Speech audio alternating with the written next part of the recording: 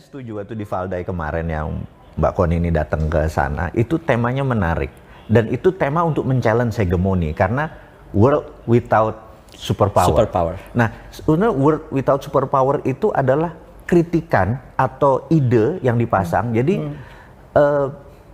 si Putin ini menurutku pemimpin yang patut dicontoh. Jadi sebelum dia bergerak, dia ada studinya dulu, ada landasan berpikirnya.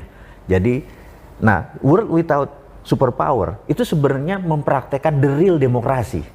Betul. Iya kan? Itu demokrasi. Dan jangan salah, tadi ya ada thinkernya. Pertama, lingkaran dia, orang-orang kepercayaan dia. Kedua, tadi akademisi dari seluruh dunia yang dianggap krem de la krem diundang. Ini saya harus garis bawahi lagi karena ada anggapan yang diundang akademisi pro Rusia. Salah. Akademi yang tidak pro Rusia juga pengen kita dengarkan, kenapa gitu.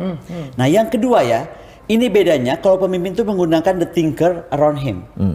Bayangkan Putin akan mengadakan rapat besok dengan kami ini, tanggal 12 besok, berapa hari lagi, itu mau bilang bahwa sekarang Rusia itu adalah Asia.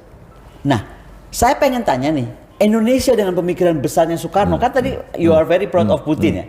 Sebenarnya kan Putin itu kayak, menurut aku ya kayak Soekarno aja lahir baru dalam bentuk Putin. Apa ya bedanya? The new Soekarno ya. The new Soekarno bedanya dia nggak bilang go to hell, nggak bilang gitu. Pak Bung Karno kan lebih gagah ya, go to hell lalu Amerika gitu. Putin didn't say that gitu. Tapi act dia, tingkah laku dan semua keputusan Putin dan semua anggota kabinetnya itu sebenarnya mau ngomong go to hell Amerika, gitu loh. Nah, permasalahan sekarang ini kalau kita juga cuma jadi kalau saya bilang tuh jadi mediocre. Marah nih kalau gue ngomong mediocre. Nggak boleh. Negara dan dunia dalam keadaan seperti ini, kita nggak bisa berpikir secara mediocre. Kita harus berpikir advance dan ke depan.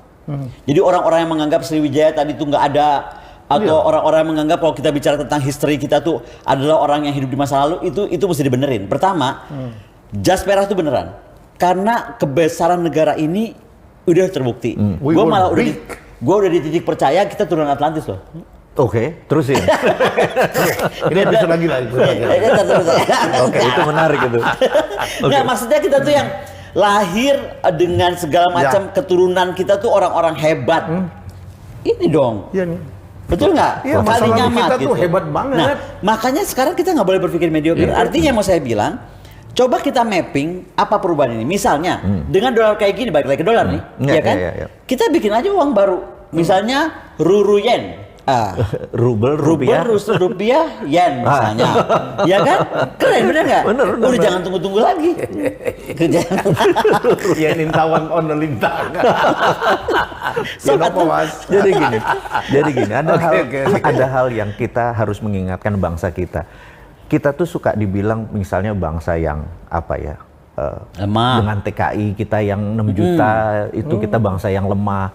Kita tuh bahkan pejabatnya bilang bahwa orang Indonesia nggak bisa karena itu gua harus import pegawai dari negara lain gitu. Ada bahkan itu self talk bangsa kita yang saat ini itu kayaknya jelek sekali. Padahal kadang-kadang bangsa kita nggak pride ya, nggak bangga dengan orang kita sendiri. Kita tuh mau mengingatkan ada 3 peristiwa di dunia yang membuat gen kita ini adalah negara hebat, survival. Dan nomor 1 Tambora dulu. Danau Toba dulu dong.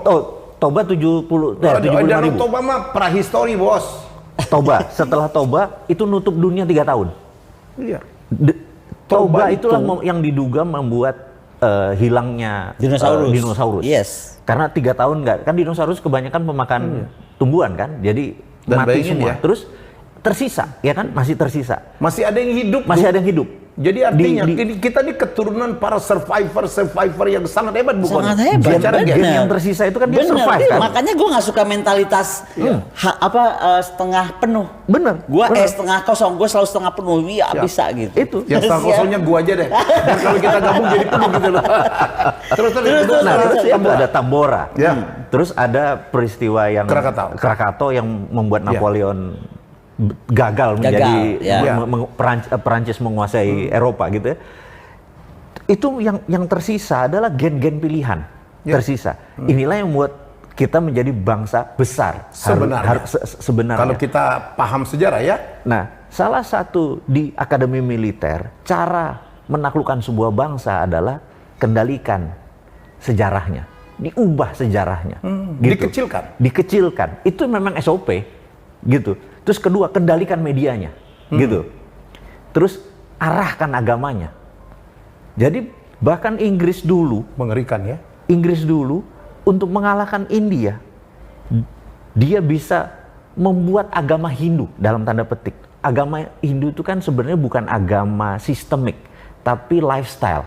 Kemudian dibuatlah Brahmacari, Pandito, disistemkan supaya gampang kontrol atasnya. Oh, dikasta-kastakan. Dulu itu seperti kejawen, ya lifestyle aja, kan susah mengontrolnya. Dibuat, jadi ada yang bilang kalau dicek ini teori konspirasi boleh. Who create Hinduism? Yang sistem ya, bukan religion ya. British. Ini boleh nggak gue masuk? Lanjut. Karena gini, karena kan aku tuh ketemu guru spiritual tuh macam-macam ya. Karena aku kan dididik mami untuk jadi spiritualis, bukan jadi agamis. Oke. Beda banget nih, ya kan? Paham. Jadi aku ketemu semua. Nah kemarin ini baru beberapa hari lalu aku ketemu pendeta yang kemarin acara di G20 mengamankan Bali semua yang dengan sebelahnya Pak Jokowi. Itu adalah pemimpin, saya menganggap Begawan. Dan Begawan itu lagi khawatir karena di satu daerah di Sumatera itu sudah mulai masuk orang-orang Hindu dengan aliran India. Terus saya tanya dong, memang kenapa kalau aliran India? Bahaya, karena beda dengan ternyata Hindu kita. Hindu kita itu betul-betul yang hormat kepada alam, terus gak ada kasta-kasta ya, Trihita Kirana. Ya, dan sangat tinggi gitu loh. Jadi memang tidak boleh masuk yang sistem tadi itu. Agama dengan sistem tadi. Nah ini menarik nih kok jadi tiba-tiba kesana ya, padahal gue baru ketemu Begawan berapa hari lalu. Terus ya karena itu create. Nah kemudian diambil teknologinya. Jadi gini, kita ini teknologi kita lebih tinggi sebenarnya. Nanti kita akan sampai sana. Tapi ini kita bicara India dulu. Diambil hartanya, dilooting, diambil teknologinya. Jadi abad ke-17, 18 itu adalah kekayaannya India. Di kruk habis. Di kruk habis. Nah Indonesia pun diciptakan sebuah pembodohan terhadap kita ini, bahwa kita lemah, padahal budaya teknologi kita tinggi. Teknologi navigasi zaman dulu ya. Nah, apalagi navigasi. Kalau itu kita nomor 1. Iya. Di Madagaskar terbukti nelayannya Sriwijaya, Majapahit, orang Jawa, itu orang di Indonesia. surat raja-raja di Bible. Itu kan tentang Indonesia, tentang rakyat kita, tentang penduduk kita. Ceritain. Ini gue baru denger ini. Iya. Lu mesti gini deh, gini. Satu hari kita mesti bahas buku gue. Lu nggak pernah baca buku gue sih. Jadi buku gue yang Aku Adalah Peluru. Oh iya.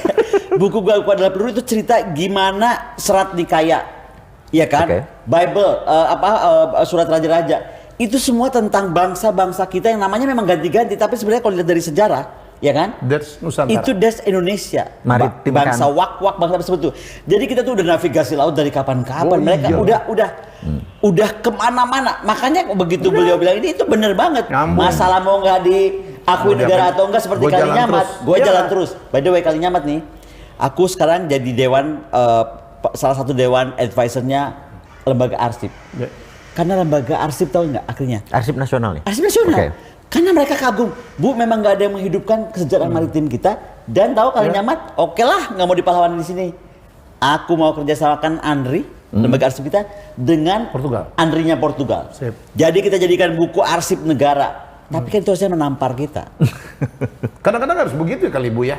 Mesti. Ini jangan-jangan titisan Kalinyamat. Oh iya benar juga. Ya jadi kita tahu lah. Jadi sekali lagi ini sejarah nih mengatakan bahwa Indonesia dulu menguasai lautan, maritim, number 1 in the world gitu. Sebelum ada Eropa, sebelum ada China, kita jauh lebih hebat. Dan ketika kita ngomong menguasai lautan tuh menguasai trade-nya, menguasai juga laksamana lautnya, navigasinya, kapalnya, panglima-panglimanya. Ini yang saya mencoba angkat melalui Ustadz dengan Enrique. Pernah ke Tidore nggak? Belum, tapi salah satu mungkin ya. Oke, gini ya. Coba sekarang main ke Tidore. Ketika kita diterima Sultan, Sultan di tengah sama Ratu, di sebelah sini ini ada 12 orang. Itu adalah dulunya nih adalah laksamana laut, pemimpin-pemimpin di lautan. Jadi mereka tuh dianggap udah kayak pemimpin tokoh tertinggi lah. Sebelah sini baru tokoh agama. Jadi bayangkan sejajar ya. Sejarahnya kerajaan mereka itu kan 870 tahunan ya. Tapi sampai sekarang kan masih ada tuh. Ketika kita diterima tuh masih begitu. Jadi di sebelah kanan adalah pemuka agama, di sebelah kiri adalah Laksamana perang di laut. Laksamana Raja di laut. Itu bener loh. Jadi sekali lagi saya bukan apa-apa ya. Saya makanya gregetan banget Enrique, dan ini melambangkan bahwa dulu kita secara maritim kita kuasai, yang dikecilkan oleh penjajah. Betul. Karena Belanda itu takut banget kalau kita bangkit. Iya, kita akan besar takut sekali. Nggak usah gitu. Sekarang dunia pun takut kalau kita bangkit. Nah betul, nggak usah dijajah.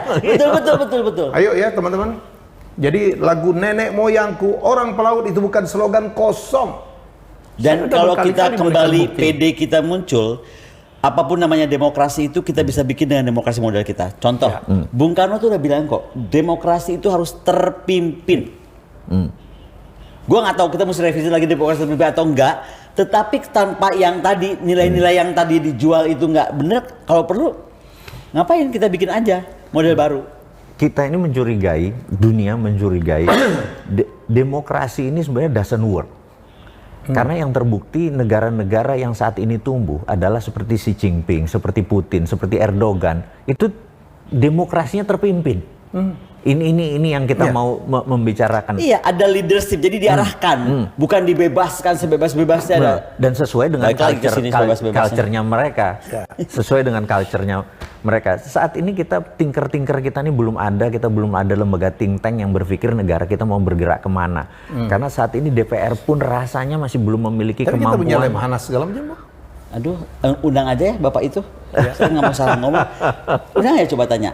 Tapi yang paling kedua juga, kita itu kalau dengan demokrasi yang sekarang kita kan nggak buta ya. Demokrasi itu bisa di-drive by uang. Betul nggak? Betul. Atau mendrive uang kayak Zelensky mendrive uang untuk tadi cuci uang kepada Biden dan lain-lain. Masih kita mau percaya demokrasi itu? Demokrasi harus diubah, bukan sebenarnya itu. Kennedy pernah bilang, ini kita lagi ngomong kayak gini ya, kita tuh lagi jungkir balik lagi ngomong di forum demokrasi loh di Bali. Oh gitu ya? Iya. Nanti kita feeding dia. Iya. Ya paling nanti gua mau dipanggil sama Pukul. Duduk berempat gitu. Aduh Pak Gita, maaf ya Pak Gita. Soalnya kita bertiga setelah gitu Pak Gita tuh dengan gayanya yang kalem begawan gitu. Kalau Pak Gita mah menak lah, muncak Sundamanya. Begawan, tenang, ngomongnya halus ya kayak kita dundang gitu. Kalau gue kan tapi yang paling mesti pertanyaan orang, kenapa kayak orang kayak kita yang heboh begini berteman dan bersahabat dan bertukar pikiran dengan Pak Gita? Because itu contoh we lagi. respect each other. Exactly. Benar. Perbedaan itulah demokrasi yang benar. Nah itu beda itu di respect. Bukan beda itu di corner atau dibuang. Karena gitu. tidak ada kebenaran yang hakiki. Nah, orang spiritual ngomong kayak. Oke, jadi episode ini kita pengen memberitahu juga bahwa kita tuh sekali lagi mengingatkan, kita harus bangga dengan masa lalu kita. Jas merah, jangan pernah melupakan sejarah. Supaya kita bukan juga bernostalgia ke masa lalu. Karena dia bilang kalau orang mau maju tuh ngelihat masa depan. Masa depan tidak akan ada tanpa masa lalu. Yang jadi masalah kita itu kadang-kadang mengkerdilkan kita sendiri. Saya di Luis Enrique dikatain, apa bener tuh? Gila, saya bilang, lu tolong gua cari pembuktiannya, bukan mendinai. Betul. Ini diambil Malaysia, diambil Filipina. Ya, jadi sekali lagi saya mau, mungkin saya akan ke Pak Jokowi ya. Beliau kan bilang saatnya kita menoleh ke laut. Betul. Karena di laut lah ada mineral, ada segalanya gitu. Ada sarana transportasi, ada Menko Maritim loh. Kita sepakat kita harus lebih memperhatikan. Tapi jangan sampai kita menoleh ke laut, tapi yang kita ajak adalah para bohir-bohir ke laut. Bukan begitu juga. Kita menoleh ke laut, tapi kita betul-betul mampu mengeksplorasinya sendiri, mengerjakan sesuatu secara sendiri, betul nggak? Amin. Dulu Bung Karno kan pernah ngomong gitu ya. Amin. Kalau belum bisa, janganlah, udah biar aja dulu di situ. Hidup bohir.